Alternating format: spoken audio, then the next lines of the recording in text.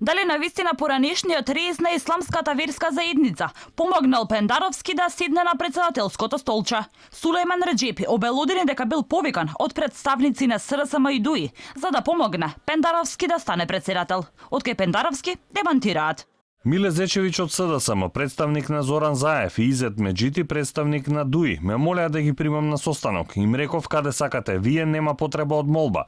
Тие се луѓе што представуваат сериозни субјекти. Важно е што јас прифатив. Дојдов во дом на пратеници. Побара од мене да ги помогнам со апел за изборот за председател на Стево Пендаровски. Јас ја повикав мојата популација, моите муслимани и тоа даде резултат. И самиот Стево Пендаровски ми има кажано, ова е твоја победа, не моја. Од кабинетот на председателот демантира, белот председателот Пендаровски бил избран на легитимен и законски начин, на слободни и демократски избори, што било потврдено во сите извештаи на ОПС УДИХР.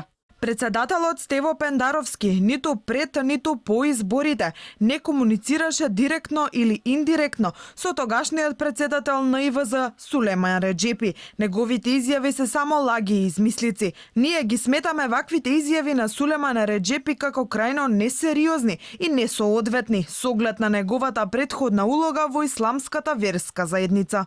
Побаравме одговори од СРСМ. Стево Пендаровски го избра граѓаните на слободни фери демократски избори. Победи мнозинската волја на граѓаните за напредок, одговори од владеачката СРСМ. Нашето прашање беше дали е вистинето тврдењето на Реджепи и каква улога имал Миле Зечевиќ.